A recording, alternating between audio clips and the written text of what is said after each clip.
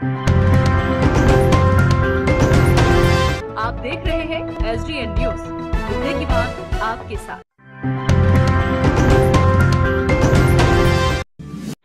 नमस्कार, आप देख रहे हैं SDN न्यूज। मैं हूं सैयद तहसीन। SDN न्यूज का चुनावी यात्रा अब आ चुका है कटिहार विधानसभा में। कटिहार विधानसभा में लंबी फहरिस्त तैयार है, जो इस बार विधानसभा चुनाव के लिए अपनी अपनी दावेदारी पेश कर रही है। बड़ा काफिला इस वक्त पटना भी पहुंचा हुआ है और कई ऐसे लोग हैं जो लगातार क्षेत्र में काम करने के बाद खुद का मेहनताना मांग रहे हैं बतौर उम्मीदवार। ऐसे ही एक उम्मीदवार के पास आज हम मौजूद हैं जो राजद के सक्रिय कार्यकर्ता हैं। तकरीबन 2.5 साल से राष्ट्रीय जनता दल कटिहार में अपनी पैठ जमा चुके हैं और लगातार संघर्षरत हैं उन तमाम तबकों के लिए जो ज़रूरत है, जिन्हें इस वक्त सरकार से योजनाओं का लाभ उठाने के लिए जिन लोगों के पास अब तक योजनाओं का लाभ नहीं मिला है, वैसे वंचित लोग जो लगातार संघर्ष कर रहे हैं और इस समाज में अपने मुकाम को हासिल करना चाह रहे हैं, वो है हमारे कटिहार विधानसभा के राजद के सक्रिय कार्यकर्ता, सक्रिय नेता और कह सकते हैं कि तेजस्वी के एक युद्ध। भोला पासवान नाम है इनका और तकरीबन 47 सालों से राजनीति में है। छात्र जीवन से राजनीति करते आ रहे हैं, उसके बाद सक्रिय राजनीति में आए। अपने नौकरी होने के बावजूद, सरकारी नौकरशाही के बावजूद उन्होंने राजनीति से अपना मोह माया को नहीं त्यागा और लगातार सक्रिय राजनीति में कदम रखा और अब चाहते हैं कि समाज में कुछ बदलाव लाया जाए।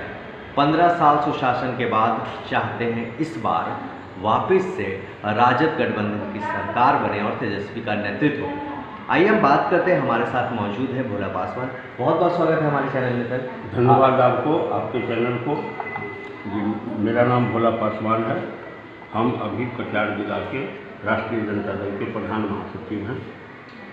अच्छा बताएं भोला जी की इस बार चुनाव में देखा जा रहा है कि काफ़ी जदोजहद चल रही, खासतौर पर दावेदारी को लेकर। ऐसी आपकी क्या खास बात है जिससे तेजस्वी जी प्रभावित होकर आपको टिकट? जहाँ तक दावेदारी की बात है, आपके चैनल के माध्यम से हम ये कहना चाहते हैं कि जिस दल की लोकप्रियता ज़्यादा होती है वहाँ पर भागीदारों की भी संख्या ज़्यादा होती है। तो हमारे राष्ट्रीय जनता दल आज लोकप्रिय पार्टी है बिहार में, इसीलिए यहाँ के दावेदारों की संख्या ज़्यादा है।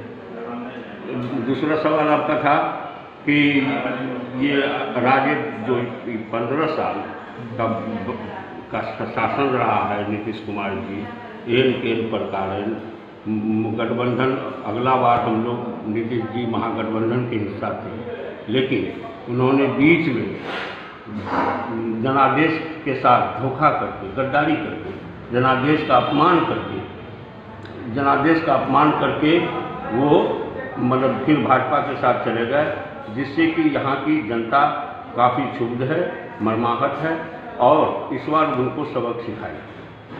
बिल्कुल। अच्छा, ये जानना चाह रही है जनता और खासतौर पर जो आलाकमान तय करेंगे आपके टिकट को, क्या समीकरण ऐसा हो कि भोला पासवान को राजद टिकट दे? मेरे पास जनाधार है। यहाँ कटिहार 63 कटिहार विधानसभा में लगभग 38,000 शेड्यूल कास्ट है और 15,000 ट्राइबल है, शेड्यूल ट्राइब्स है, और इसके बाद यहाँ यादव हैं 15,000 के करीब में, 52 से 53,000 मुसलमान हैं। इस वोट को गोलबंद करके चुनाव जीता जा सकता है। इसीलिए हमने शेड्यूल कास्ट के होने के बावजूद भी हमने सामान्य सीट से दावा किया है। अब आलाकमान इस पर क्या फैसला करती है, ये तो आलाकमान का बात है, मेरा तो है नहीं, हमने दावा किया है। अच्छा, 2.5 साल से राजद में है, सक्रिय भूमिका में है। इन 2.5 साल में कितनी मेहनत आपने की है? ये हम 2018 फरवरी को 10 फरवरी को हमने माननीय नेता प्रतिपक्ष श्री तेजस्वी यादव जी के जनसभा हुई थी, संविधान बचाओ न्याय यात्रा। हम कम से कम 2000 अपने साथियों समर्थकों के साथ हमने उस न्याय यात्रा में पार्टी ज्वाइन किया था और अपने लगभग के 2000 साथियों के साथ हम पार्टी ज्वाइन किए थे। और वो 2000 ये तो तेजस्वी हमारे माननीय नेता प्रतिपक्ष तेजस्वी यादव के समक्ष है, वो गवाही की आवश्यकता नहीं है। उन्होंने खुद देखा है कि हाँ हम 2000 रह गई हमारी राजनीतिक जीवन, हम छात्र जीवन में SFI student federation of India के जनरल सेक्रेटरी थे दर्शन शाह कॉलेज के। इसके बाद भी हम राजनीति में रहे। जब लोक दल बना तो हम लोक दल के महासचिव थे जिला के, युवा लोक दल के। इसके बाद जब दमकिप्पा बना तो दमकिप्पा में भी हम युवा लोक दल के, जब हम 86 में सेवा में गए, सरकारी सेवा में गए, तो सरकारी सेवा में जाने के बाद ऐसा कोई कटिहार का चुनाव नहीं है जिसमें हम छुट्टी लेकर के यहाँ चुनाव में किसी भी मतलब कि जो समाजवादी विचारधारा का जो धर्मनिरपेक्ष जो लोग थे उम्मीदवार, हम उनको मदद करने का काम किया है। ये हर चुनाव में, ऐसा कोई चुनाव नहीं है जिसमें हमने सक्रिय नहीं रहा। इसीलिए हम आज दावा किए हैं और हम मेरी पहचान है शेड्यूल कास्ट में, बैकवर्ड में, मुसलमान में, अत्यंत पिछड़ा में, सवर्णों में भी मेरी पहचान है। इसी बना पर हमने दावा किया है अगर दल हमको उम्मीदवार घोषित करती है, अगर हमको सक्षम समझती है तो दल अगर उम्मीदवार देती है तो हम चुनाव जीत सकते हैं। बिल्कुल, इनका कहना है कि लगातार ये 1977 से सक्रिय राजनीति में है। पहले छात्र राजनीति में थे, उसके बाद दलगत राजनीति में आए और जो समाजवादी विचारधारा है उनके हमेशा से प्रेरक रहे हैं और उनके लिए काम भी कर रहे हैं। जैसा बताया भोला जी ने कि आज से 2.5 साल पहले 2000 समर्थकों के साथ इन्होंने न्याय यात्रा के दरमियान राजद को में शामिल हुए थे और तेजस्वी जी खुद इस बात के साक्षी हैं क्योंकि उनके सामने ही इन्होंने अपनी पार्टी को ज्वाइन किया था। भोला जी, आपसे एक चीज़ जानना चाहते हैं कि कटिहार का जो समीकरण है चुनाव का, यहाँ पर किस तरह के उम्मीदवारों को लोग ज़्यादा पसंद करते हैं? ये यहाँ जो दबे कुचले लोग हैं, दबे कुचले लोग के बीच से ही कोई उम्मीदवार अगर होता है तो ये लोग ज़्यादा पसंद करते हैं, क्योंकि इतिहास गवाह है। यहाँ से एकमात्र जो शुरू में 1952 से लेकर के 1957 तक ये शेड्यूल कास्ट आरक्षित क्षेत्र था कटिहार विधानसभा। उस समय विधानसभा की संख्या अलग दूसरी थी, आज 63 है। इसके बाद जब सामान्य सीट हुआ ये, तो 2 बार मात्र मतलब ये सवर्ण जीता है। इसके बाद हमेशा से आप देखेंगे, इतिहास गवाह है कि कटिहार विधानसभा में अब पिछड़ा ही कोई न कोई भागीदार हुआ है।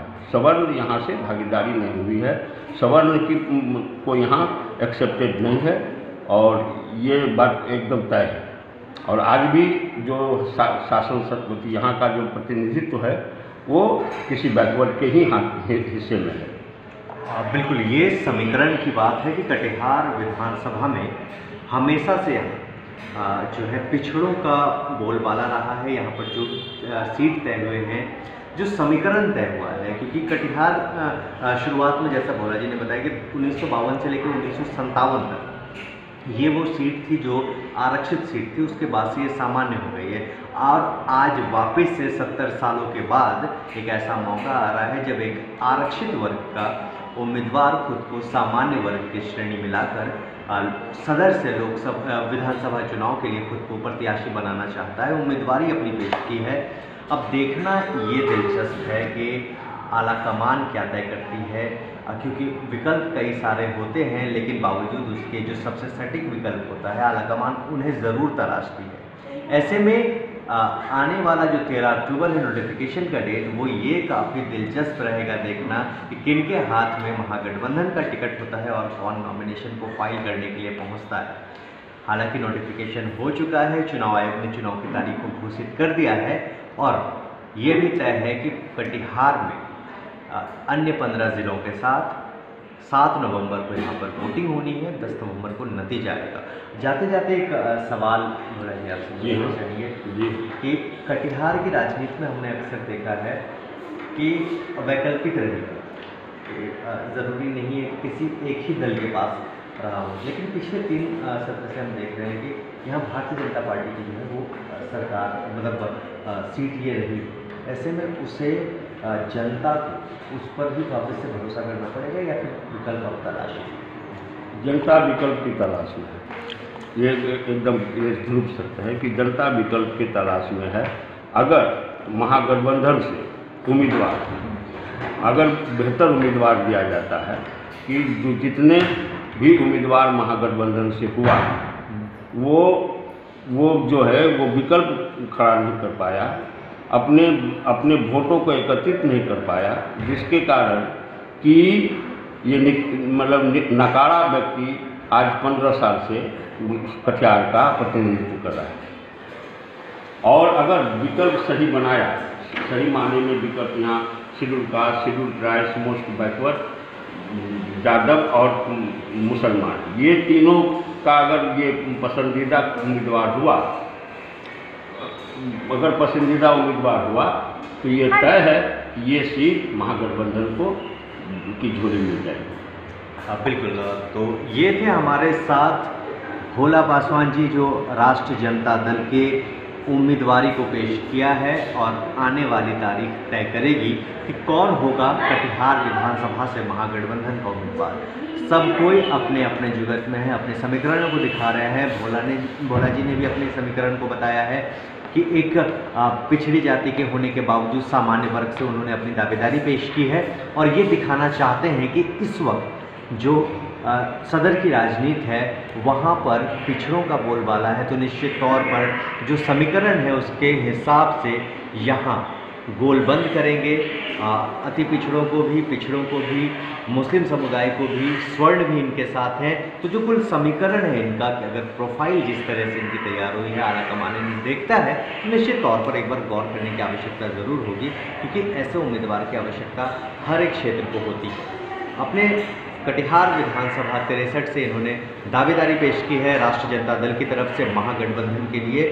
भोला पासवान ने हमारे साथ चुनावी यात्रा में मौजूद थे, हमने इनसे खास बातचीत की और कटिहार की राजनीति पर, इनके व्यक्तिगत राजनीति पर हमने बातचीत की। फिलहाल SGN न्यूज़ पर हमें दीजिए इजाज़त, खबरों का सिलसिला जारी रहेगा। नमस्कार।